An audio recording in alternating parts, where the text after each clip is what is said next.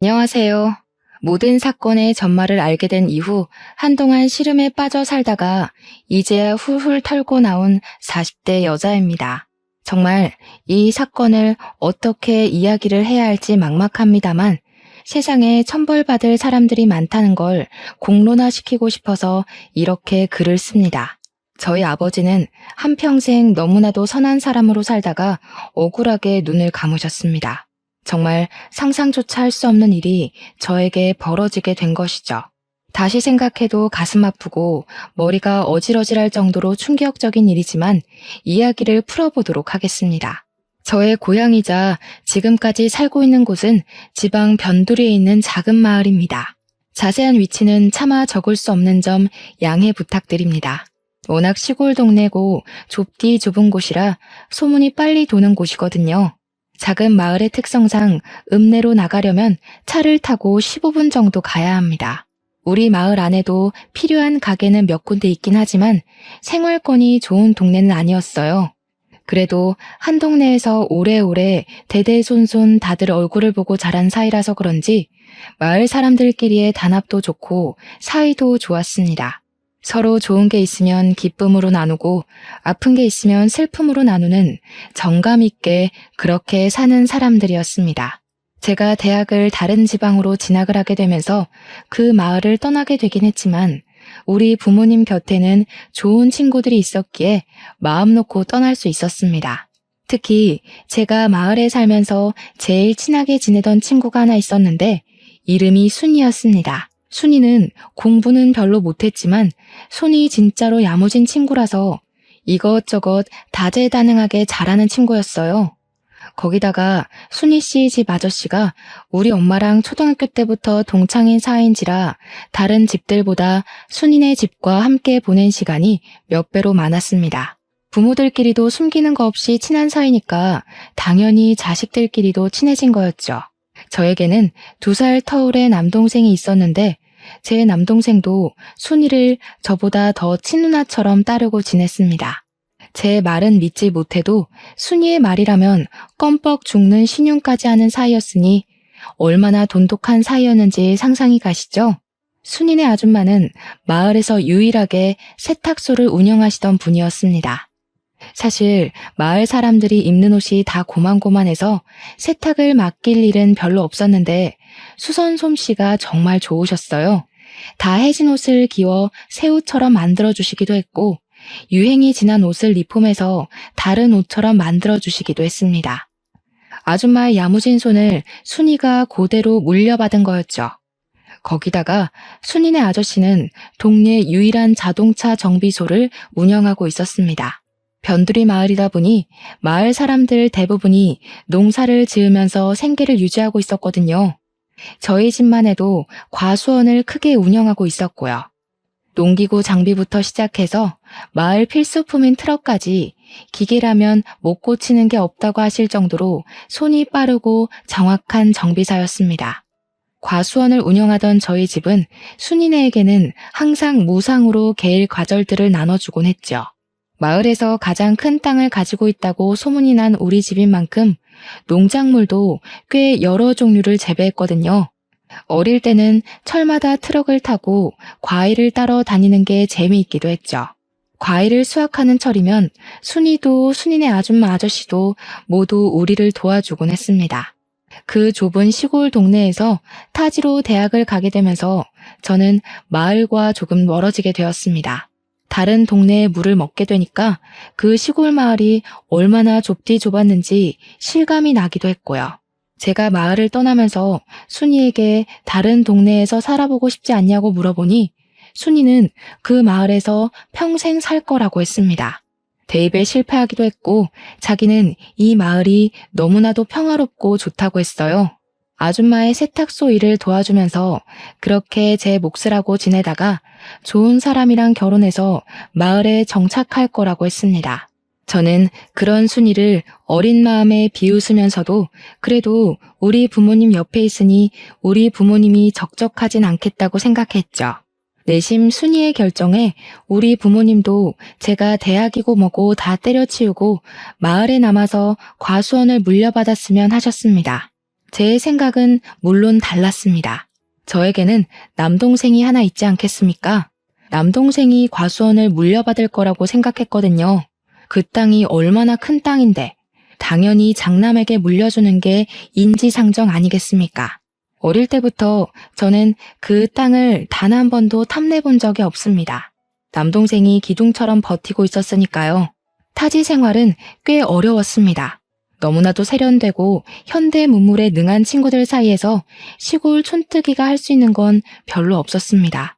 물론 마을이 구석진 곳에 있다고 해서 전기도 안 들어오고 휴대폰도 안 터지고 하는 건 아니었지만 친구들이랑 처음 패밀리 레스토랑에 갔을 땐 겁이 나더군요. 아무리 메뉴판을 읽어봐도 뭐가 뭔지 모르겠고 이거 주세요 저거 주세요 하는 친구들을 보면서 따라하는 것밖에 할 수 없었거든요. 게다가 대학 생활 자체가 별로 재미가 없었습니다. 친구들이랑 술을 먹고 클럽에 가고 해도 시끄럽기만 하고 재미는 없었고요. 제일 큰 것은 성적에 맞춰서 대학을 간 것이어서 전공하던 과목도 그다지 관심이 가지 않는다는 거였죠. 꿈도 없이 그저 이 대학에 붙었으니까 가야지 하고 온 순간의 선택은 참으로 많은 스트레스를 주었습니다. 하지만 대학 자체는 졸업을 해야 했기에 저는 꾸역꾸역 버텨내고 있었습니다.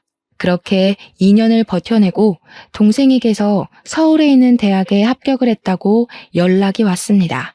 저보다 더 똑똑했던 동생이었기에 당연히 서울에 있는 학교에 무난히 합격할 거라고 생각했는데 기뻐하는 동생의 목소리를 들으니 더욱 좋더라고요. 그런데 동생이 저에게 제가 상상도 하지 못했던 이야기를 넌지시 꺼내더라고요. 자기는 언론 쪽으로 공부를 해서 자랑스러운 기자가 되고 싶다고 이야기를 했어요.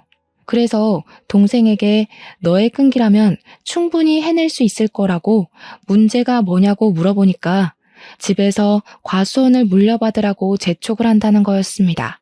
생각해보니까 그렇더라고요. 동생이 기자가 되고 제가 대충 취업을 하게 된다면 과수원을 물려받을 사람이 아무도 없는 겁니다. 부모님께서 누나도 없는 마당에 동생에게 대학도 가지 말고 하루빨리 과수원 일을 배우라고 했다는 겁니다. 너네 누나도 도망갔는데 당연히 둘째가 물려받아야 모양이라도 살지 않겠냐고 했다는데 제가 띵 하더라고요. 제 동생은 꿈도 확실하고 공부도 저보다 훨씬 잘하지 않겠어요? 저는 성적에 맞춰서 간 대학이기도 했고 서울에 있는 학교도 아니었고요. 거기다가 전공 과목 자체도 저와는 영 맞지 않는 것 같고 이렇게 시간을 보내도 되나 싶어서 적당한 중소기업에 취직하려고 애쓰지 않을까 하던 찰나였거든요. 제 인생 모토가 대충인 사람이라 대충 졸업하고 대충 취직하고 대충 결혼해서 대충 살아야지 싶었는데 동생의 고민을 들으니까 너무나도 부끄러워진 거죠. 하지만 저에게도 꿈이라는 게 생길지도 모르는 일이니까 동생에게 딱 잘라서 내가 과수원을 물려받을게 라는 말도 못하겠더라고요. 결국 대학을 졸업할 때까지 저에게는 과수원이 짐처럼 남게 되었고 휴학을 하고 군대를 간 동생에게 결심을 말했어요.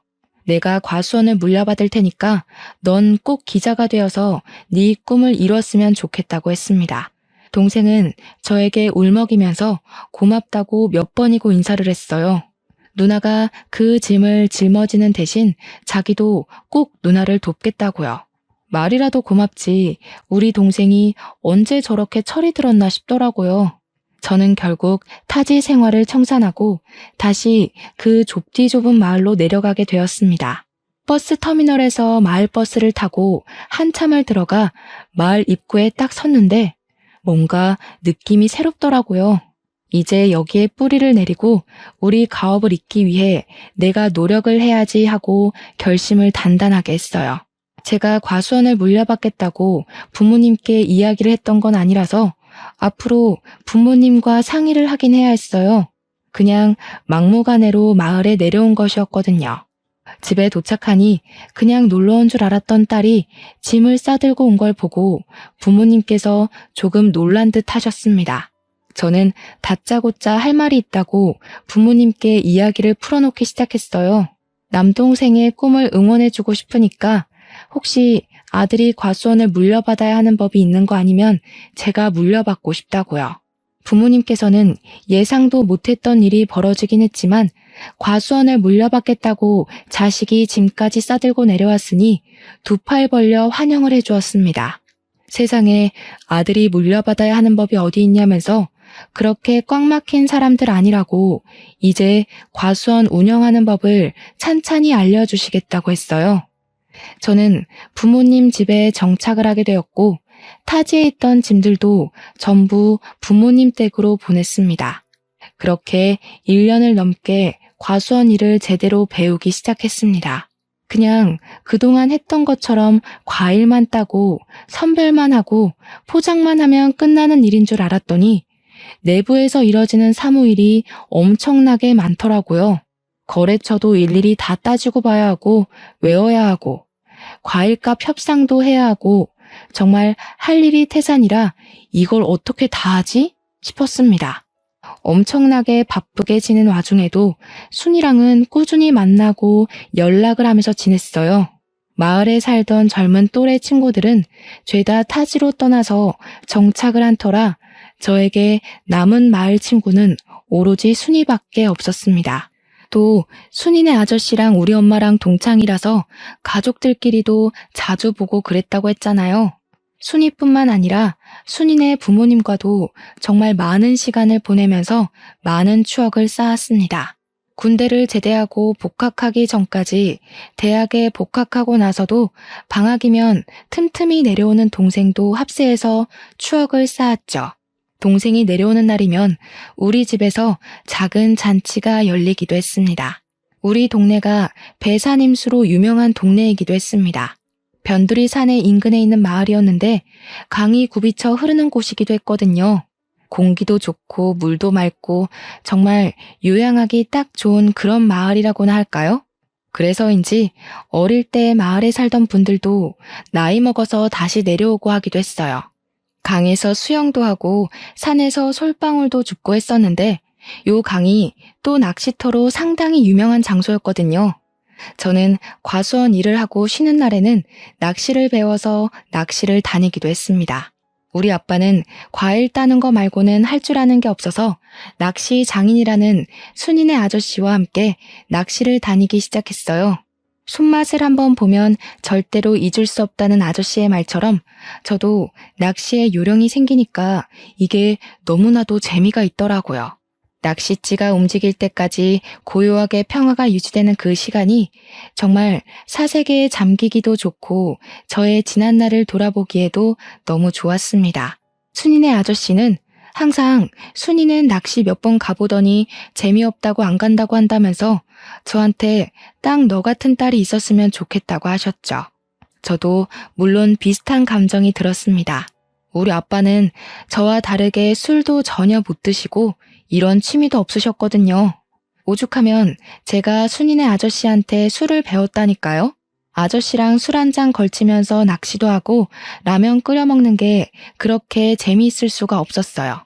제가 과수원 일을 하면서 받은 스트레스를 순이네 아저씨와 취미생활을 도모하면서 풀었으니 대단히 친한 사이였죠. 동생이 오는 날이면 고기 파티가 열리곤 했는데 순이네 아저씨가 또 바비큐 장비를 다 가지고 있었어요. 그래서 순이네 집에서 고기를 구워 먹고 술도 마시고 진짜 신이 나게 놀기도 했습니다. 우리 아빠가 순이네 아저씨한테 얼마나 고마워했는지 몰라요. 자식들을 친자식처럼 너무 잘 챙겨준다고요. 그러던 와중에 순이한테 선자리가 들어왔고 읍내에 사는 건실한 청년과 선을 보게 되었습니다. 마을에 계신 어르신이 주선한 선자리였는데 그 어르신이 평판이 별로 좋은 분은 아니라서 저희 가족도 꽤 걱정을 하긴 했어요. 그런데 발그레해진 뺨을 하고 돌아온 순이는 그 남자가 너무나도 마음에 든다고 했습니다. 평소 마을을 떠난 적 없던 순이가 아줌마 밑에서 세탁소 일 도우며 근근히 잡일하며 사는 게 마을 사람들도 걱정이 되었었나 봐요.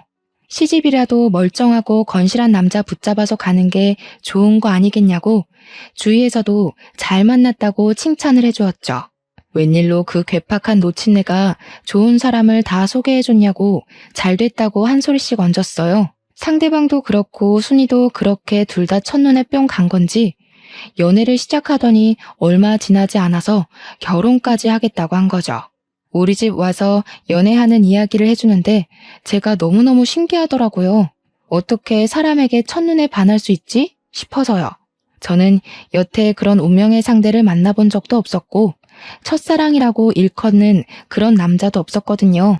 혼자 짝사랑을 두어 번 해봤는데 상대가 저에게 관심 없는 걸 알자마자 자연스럽게 마음이 식더라고요.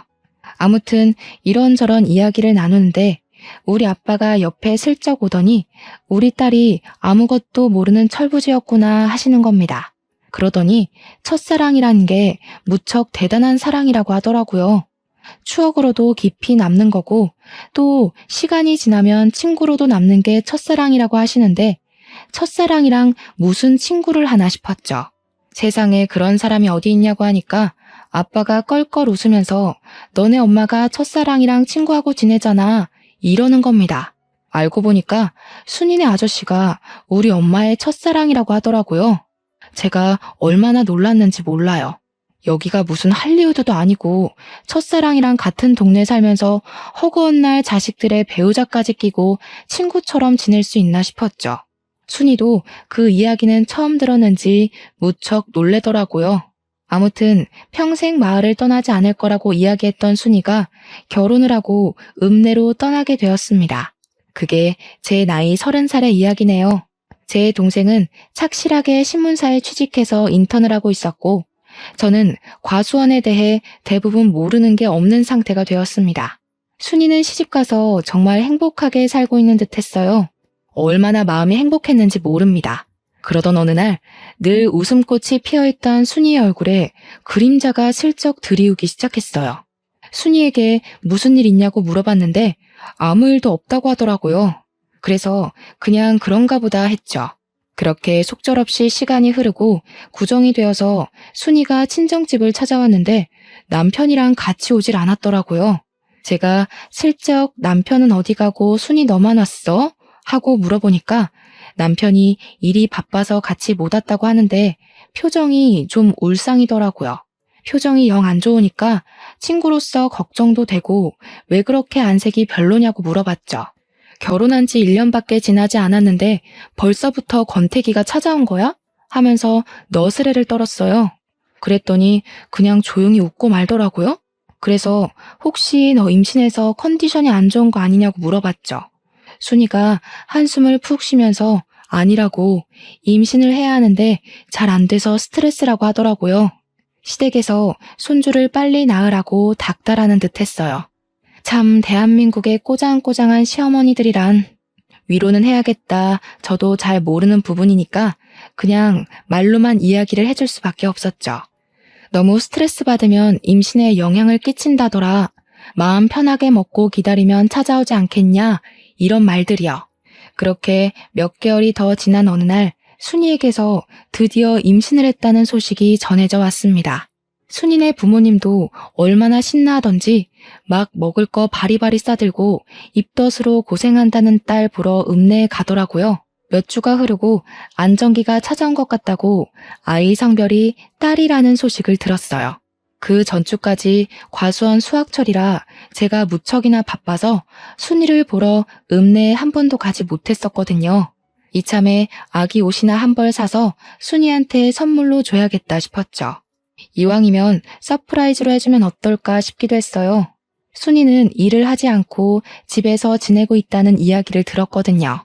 그래서 순이네 아저씨한테 순이네 읍내 집을 물어보고는 때마침 내려온 남동생과 함께 선물을 사들고 찾아갔습니다. 딸을 가졌다고 했으니 분홍색 네이도 사고 아가들이 쓰는 용품들도 사서 순이네 집 벨을 눌렀습니다. 분명 벨을 누르기 전에 안에서 사람 기척도 느껴졌고 순이 목소리도 흐릿하게 들린 것 같은데 벨을 누르자마자 조용해지는 거예요. 못 들었나 싶어서 현관문을 쿵쿵 두들기는데도 아무도 문을 열어주지 않더라고요. 벨을 2번 더 누르고 아무도 없어요? 순이야! 하고 부르는데 누가 누구세요? 하면서 화를 내면서 문을 벌컥 열더라고요. 순이 남편이었어요. 그런데 꼬락서니가 영 이상한 겁니다. 술 냄새도 잔뜩 나고요. 저를 빤히 쳐다보면서 인상을 쓰길래 나 순이 친구라고 순이 집에 있죠? 하는데 집에 순이가 없다는 거예요. 분명 제가 순이로 추정되는 목소리를 뻔히 들었는데 순이 없다고 문을 떡하니 지키고 있으니까 수상하잖아요. 마누라가 임신까지 했는데 설마 이 새끼 바람을 피우는 건가? 하는 생각이 들었죠. 근데 현관 앞 신발장에 순이가 맨날 신는 신발이 떡하니 있더라고요. 그래서 제가 순이 목소리를 들었다고 순이 불러달라고 했습니다. 그 순간 우리 남동생이 뭔가 이상한 낌새라도 느낀 건지 그렇게 예의가 없는 자식은 아닌데 순이 남편을 밀치고 집으로 들어가는 겁니다. 당황한 순이 남편은 뭐 하는 짓이냐고 남동생을 끌어내려고 하고 저는 그런 순이 남편한테 순이가 근처에 나간 거면 집에서 기다리겠다고 했죠. 우리가 선물도 사왔는데 문전 박대하는 건 아닌 것 같다. 내 동생 서울 가야 하니까 오늘 꼭 만나야 한다고 했습니다. 순이 남편이 짜증을 확 내는데 집에 들어간 동생이 갑자기 막 집안을 뒤지는 거예요.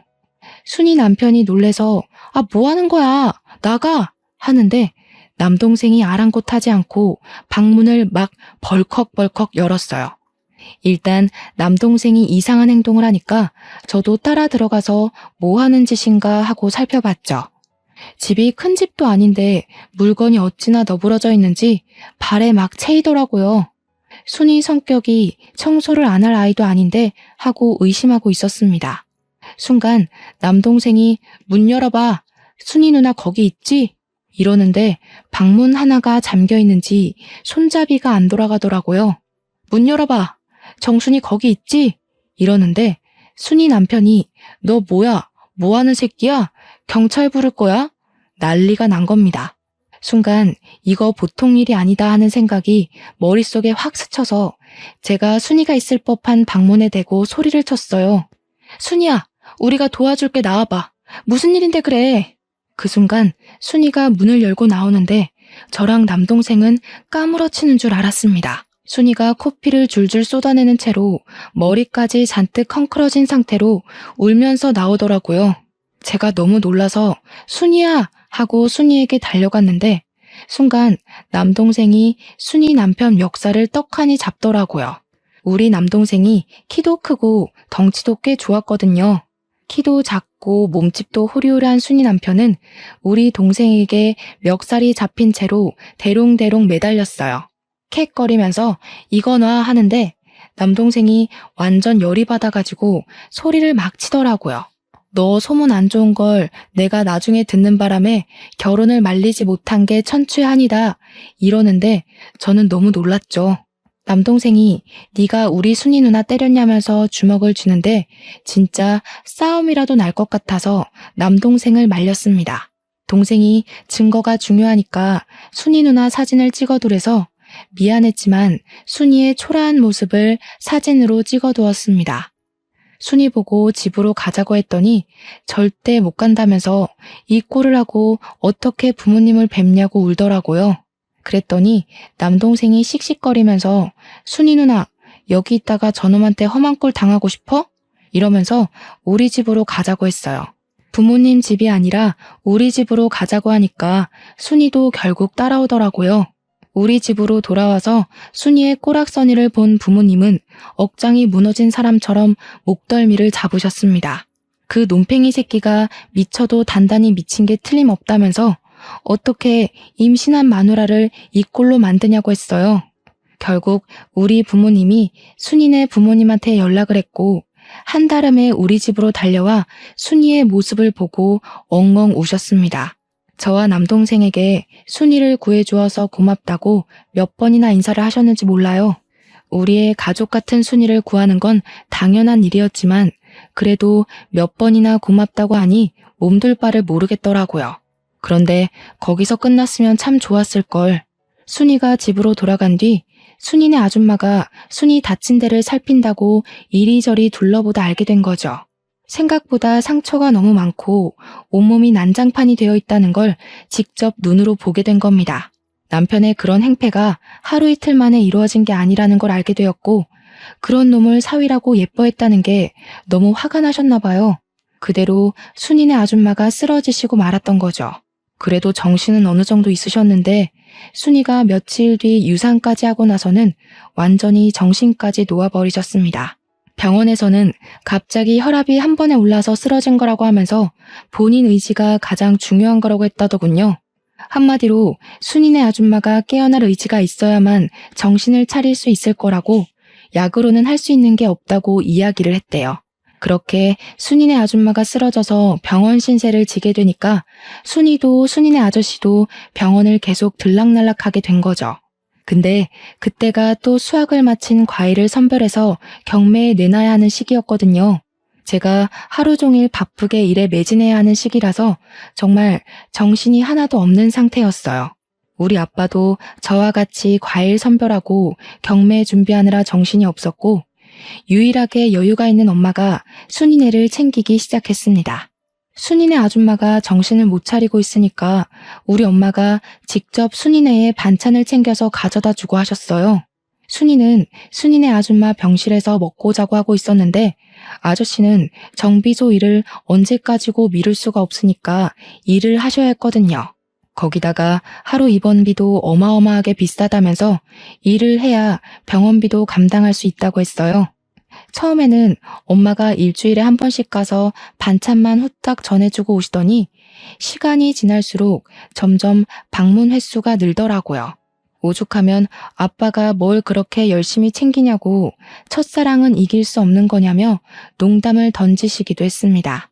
그때마다 엄마는 한 동네에서 평생을 보고 자란 친구인데 이 정도는 해줘야 하는 거 아니냐고 실없는 소리 하지 말라고 했죠.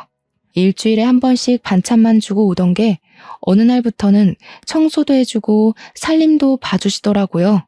남자 혼자 살아본 적 없는 티를 팍팍 낸다고 저러다가 홀압이 되면 어쩌려고 저러는지 모르겠다고 하시면서요.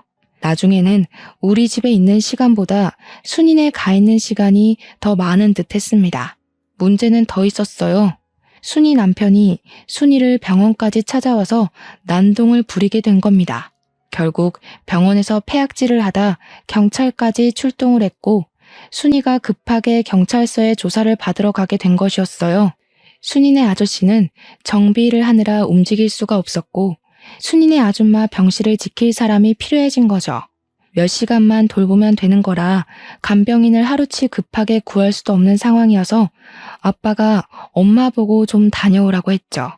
이웃 간의 정이 얼마나 깊은 건지 아냐고 누누이 말했던 우리 엄마가 순이네 아줌마 병실에 가라고 했더니 버럭 하시더라고요. 내가 거길 왜 가? 원래 순이 엄마랑은 친하지도 않았어. 이러면서 저보고 가라는 겁니다. 경매 준비로 잠잘 시간이 모자랄 정도인데 거기다가 순이네 집에 그렇게 허구한 날 가놓고는 순이네 아줌마랑 안 친하다는 건 뭔지. 아무튼 순이가 금방 병실로 돌아갈 수 있어서 다행이었지 아니었으면 면도 못 세울 뻔했습니다. 그리고 얼마 안 있어서 결국 순이네 아줌마는 영영 하늘나라로 떠나고 말았어요. 장례를 치르는데 우리 아빠도 그간 나눈 정이 있어서 그런지 막 엉엉 우시더라고요. 순이네 아저씨도 같이 엉엉 울면서 두 분이 세상 떠나가라 슬퍼하셨어요. 그런데 우리 엄마가 그걸 상당히 꼬락선이 난 눈빛으로 바라보시는 겁니다. 우리 아빠가 우는 게 고가웠는지 갈 사람 간 걸 가지고 되게 운다고 핀잔 섞인 말을 뱉더라고요. 저는 순간 우리 엄마가 무슨 사이코패스라도 된 줄 알았습니다. 어떻게 장례식장에서 그런 이야기를 할 수가 있나요? 물론 조용히 말해서 저 말 슬쩍 듣긴 했는데 죽은 사람 영정 앞에서 할 이야기가 있고 못할 말이 있지 너무 어이가 없더라고요. 그 와중에도 순이네 아저씨랑 아빠랑 술에 취해서 바닥에서 자고 있으니까 담요는 또 덮어주더라고요. 우리 엄마가 갱년기라 예민한가 싶었죠. 제가 보기엔 순이 아줌마랑도 꽤 친해 보였었는데 갑자기 저러니까요. 장례가 다 끝나고 나서부터 우리 엄마는 대놓고 순이네 아저씨를 더 챙기기 시작했습니다. 우리 아빠가 오죽하면 엄마한테 마더 테레사라고 별명을 지어주기도 했다니까요. 우리 아빠가 허락한 일이고 자주 챙겨야 덜 외롭지 않겠냐고 하신 터라 그러려니 하긴 했지만 솔직히 남복이 좀 무섭더라고요. 혹여라도 이상한 소문이라도 나는 건 아닌가 걱정이 되기도 했어요. 그래도 한 이웃으로 살았던 정이 있으니까 저도 모른 척하기도 좀 그렇고 복잡한 감정이 들었죠. 순이도 결국 남편과 이혼을 하고 아이의 집으로 돌아와서 순이네 아줌마가 운영하던 세탁소를 물려받아서 일을 시작했어요. 근데 이상하죠? 순이가 돌아왔으니까 더 이상 우리 엄마가 순이네 아저씨를 챙길 이유가 없는 거나 마찬가지 아니겠어요? 발길이 조금 뜸해지긴 했지만 그래도 일주일에 한 번씩 반찬을 주러 가더라고요. 순이도 손재주가 워낙 좋은 아이라 반찬 같은 걸 다 할 줄 알 텐데 엄마가 왜 저렇게까지 챙기나 싶었습니다. 동생이 내려오면 순이네 집에서 바비큐를 하고 잔치도 열고 하긴 했지만 그래도 우리 가족끼리 보내는 시간이 꼭 있었거든요. 그런데 우리 동생이 정식 기자가 되어서 진짜 몇 개월에 한 번 내려올까 말까 하는데도 꼭 순이네랑 같이 모여야 한다는 겁니다. 그 순간 그런 직감이 드는 겁니다. 우리 엄마가 설마 순이랑 동생을 이어주려고 저러는 건가 하는 생각이요. 젊은 남녀니까 충분히 정분이 생기고도 남을 수 있지 않겠어요? 순이가 이혼하기 전에 찾아갔을 때 동생이 예민하게 행동한 부분도 있었고요. 순간 나만 모르게 가족들끼리 이미 다 행동에 옮기고 있었나 싶었습니다. 근데 제 걱정과 달리 엄마가 동생 붙잡고 이야기를 하는 걸 들었습니다. 절대 순이한테 마음 주지 말라고, 유산도 했고 이혼도 했는데 죽어도 저런 며느리 못 본다고요. 동생도 말도 안 되는 소리 하지 말라고, 만나는 여자친구 있다면서 걱정 말라고 했죠. 엄마가 너무 오버를 하니까 또 이상한 거예요. 순이네 아저씨는 그리 챙기면서 순이한테는 왜 그러나 진짜 이해가 안 갔습니다. 그 즈음부터 해서 엄마가 자꾸 과수한 일은 나 몰라라 하고 읍내에 놀러 다니기 시작했습니다. 읍내에 모임이 있다면서 나가 놀고 친척들 만난다고 다른 지방에 놀러 간다 그러고요. 우리 엄마가 살면서 그렇게 밖으로 싸돌아다니는 걸 본 적이 없어서 좀 의아하긴 했어요. 그런데 아빠가 딱 그런 이야기를 하시더라고요. 순이네 아줌마가 그렇게 허망하게 가고 나서 언제 죽을지 모른다는 공포에 물든 것 같다고요. 하고 싶은 거 하게 내버려 두는 게 지금으로서는 최선인 것 같다고 하는데 아빠의 표정이 참으로 씁쓸해 보였습니다. 저는 별다른 말 없이 아빠의 결정을 존중해 주기로 했어요. 엄마와 평생 산 건 아빠니까 제가 가타부타 말을 얻는 게 부부간의 신뢰를 깨는 것 같다는 생각이 들어서였죠. 그렇게 몇 개월이 지나고 우리 남동생이 결혼하고 싶은 여자가 있다면서 같은 회사에서 재직 중인 여자를 데리고 마을을 왔어요. 그전부터 만나는 사람이 있다고 운은 띄어났던 터라 드디어 우리 남동생이 장가를 가는구나 싶었죠. 집에 인사를 시키는데 옳게 될 사람이 너무 참하고 예쁜데 똑똑하기까지 하더라고요. 저도 그쯤 거래처 직원인 남자와 썸을 타고 있던 시기였어요. 우리 아빠는 저에게 넌지시 남동생이 널 제치고 먼저 장가를 들어도 괜찮겠냐 하는데 무슨 문제가 있겠습니까? 아무 문제도 없다고 했죠. 남동생이 축복 속에 결혼을 하고 서울에 완전히 정착을 하게 되었습니다. 저도 동생이 결혼하고 1년 뒤에 만나던 남자와 결혼을 하게 되었고요. 거래처 직원이었지만 과수원 일도 빠삭하고 사람이 건실하고 괜찮더라고요. 나중을 생각하면 과수원을 같이 운영해 줄 수 있는 든든한 사람 같아서 평생을 함께하기로 약속했습니다. 제가 결혼할 때 우리 아빠가 과수원과 관련된 모든 재산을 저의 명의로 넘겨주었습니다. 결혼 선물이라고 주었는데 저는 일찍부터 너무 큰 선물을 받는 것 같아서 솔직히 부담스럽기도 했어요. 아빠가 한 가지 약속을 해달라고 하시면서 원래 결혼할 때 주려고 했다고 아무한테 명의를 넘긴 것을 이야기하지 말라고 신신당부를 했습니다. 동생은 물론이고 엄마한테까지 말하지 말라고 해서 왜 그러시나 했는데 뭐 아빠의 부탁이니 알겠다고 했어요. 그렇게 1년이 더 지난 어느 날 저랑 남편이 서울에 있는 거래처에 볼 일이 생겨서 서울을 가게 되었습니다. 엄마랑 아빠한테 말씀을 드리고 출발한 터라 동생도 보고 와야겠다 싶어서 동생한테도 연락을 해두었어요.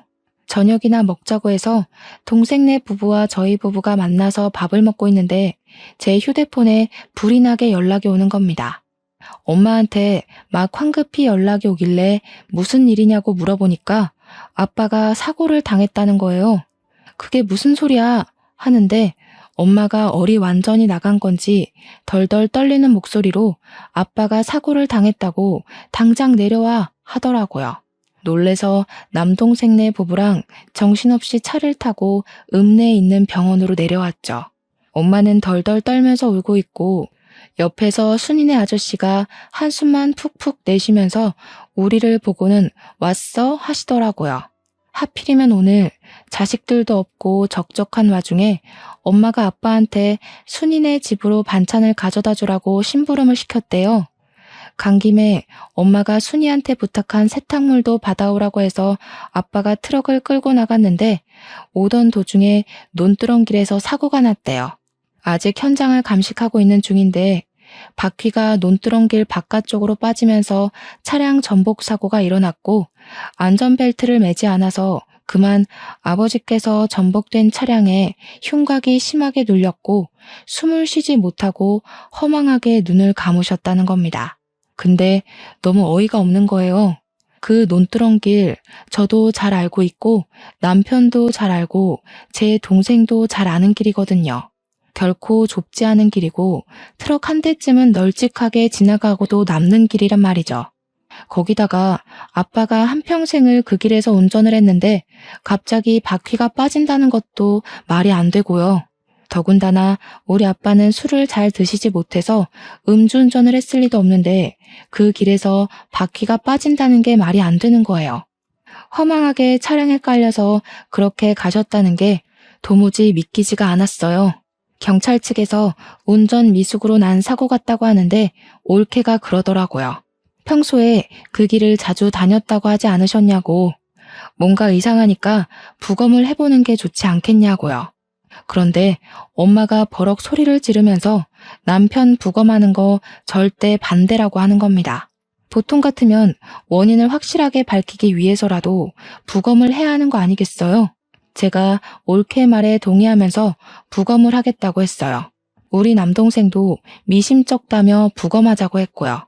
올케가 차량 조사는 한 거냐고 물어보니까 경찰이 현장 조사만 했다고 우물쭈물 이야기하길래 기자 명함을 떡하니 건네면서 정확하게 조사를 해달라고 하더라고요. 엄마는 한 동네에서 무슨 소문이 날 줄 알고 그런 짓까지 하냐고 했지만 올케가 딱 잘라서 차량 조사까지 부탁드린다고 했죠. 엄마가 계속 딴죽을 거는데 제가 아빠가 억울하게 가셨으면 조사를 해야지 하고 소리를 쳤어요. 순이네 아저씨도 소문 이상하게 날 수 있다면서 적당히 넘어가자고 하는데 이상하잖아요. 수사가 시작되고 부검 결과 혈중 알코올 농도가 0.1% 측정된 결과가 나왔습니다. 한마디로 거의 만취 수준이라는 건데 그 상태에서 아빠가 운전대를 잡았다는 게 이상했어요. 거기다가 차량 수사 과정에서 브레이크를 조정하는 라이닝에 문제가 있었다는 것까지 밝혀진 거죠. 브레이크가 말을 듣지 않게 조작이 되어 있었다는 겁니다. 아무리 서행을 했어도 멈추질 않으니까 핸들을 이리저리 틀었을 테고 거기다가 음주 상태였으니까요. 사고가 날 수밖에 없었던 거죠. 그러니까 엄마와 순이네 아저씨가 미친 듯이 수상하더라고요. 그래서 따로 붙잡고 물어봤더니 둘 다 회피하는 듯한 발언을 하는 거예요. 아저씨는 엄마한테 물어봐라. 엄마는 아저씨한테 물어봐라. 둘 다 서로 술을 먹은 걸 본 적이 없다고 발뺌을 하고 있었습니다. 그래서 결국은 삼자대면을 했고 서로에게 떠밀고 있었던 상황을 이야기하니까 경찰서 앞에서 둘이 싸우기 시작하는 겁니다. 경찰 조사까지 시작된 마당에 발등에 불이 떨어진 거죠. 야, 술은 네가 먹여놓고 왜 나한테 뒤집어 씌우고 그래? 뭐가 어쩌고 어째? 네가 브레이크 망가뜨려 놓고 나한테 왜 그래? 하면서 둘이 머리채 쥐어잡고 싸우는데 우리 부부 남동생네 부부 할 거 없이 기함을 토했죠. 결국 경찰이 개입을 했고 사건의 전말을 들을 수 있었습니다. 순이네 아줌마가 사고로 입원을 한 이후로 순이네 아저씨를 챙겨주다가 둘이 결국 눈이 맞았던 거였어요. 몇 년을 남몰래 바람을 피우다가 순이네 아줌마가 돌아가시고 순이가 돌아오게 되니까 두 분이 마음 놓고 만날 공간이 사라진 거죠. 거기다가 엄마한테는 아빠까지 있었으니 순이네 아저씨는 너도 이혼하고 나랑 재혼하자 난리를 쳤고요. 엄마는 동네 이목이 무서워서 이혼을 못하고 있다가 자식들이 결혼하고 나니까 아빠랑 사는 게 더 이상은 지겨웠던 거였어요. 과수원까지 욕심이 났던 엄마는 아빠가 사망하게 되면 배우자 명의로 모든 재산이 넘어오니까 그걸 노린 거죠. 아빠한테 술을 먹인 건 엄마였고 아빠의 차를 고장낸 건 순이네 아저씨였습니다. 그 사실을 알게 된 우리는 엄마가 사람으로 보이지 않았습니다. 그 와중에도 엄마는 과수원은 어떻게 되는 거냐고 미친 사람처럼 굴더라고요. 과수원은 내 거지? 그래, 내 거야. 배우자 거잖아. 맞지? 꿈깨. 그거 아빠가 나 결혼할 때 내 명의로 다 증여해줬어. 아무한테도 말하지 말라더니 아빠는 알았나 보다. 엄마가 바람 피우는 거. 엄마는 모든 걸 잃은 사람처럼 허탈한 표정으로 유치장에 수감되어 있었어요. 순이네 아저씨도 머리를 쥐어뜯으면서 고개를 푹 숙이고 유치장 구석에 앉아 있더라고요. 결국 둘 다 살인죄가 적용되어 재판을 받게 되었고 공범임이 인정되어 엄마는 징역 35년, 아저씨는 무기징역을 받게 되었습니다. 모든 사실을 알게 된 순이는 그대로 잠적을 했고 어디서 뭘 하고 사는지 지금까지도 모르고 지내고 있습니다. 결국 저는 부모님과 함께한 추억이 담긴 집이 지긋지긋해서 처분을 하고 읍내에 있는 아파트로 이사를 갔습니다. 일이 어떻게 되었든 과수원은 운영을 해야 했으니까요. 우려했던 대로 동네에 흉흉한 소문이 싹 돌았지만 다들 저를 불쌍하게나 생각하지 손가락질하진 않더라고요. 저는 남편을 의지하며 여전히 과수원을 운영하면서 살고 있습니다. 동생도 저도 아직까지 엄마의 면회는 가본 적이 없어요. 아마 앞으로도 갈 일은 없을 것 같습니다. 지독한 첫사랑이 뭔지 사람 한순간에 망가지더라고요. 저는 그런 삶은 살지 않을 겁니다. 제 결심이 평생 가길 기도하며 제 사연은 여기서 멈추도록 하겠습니다. 감사합니다.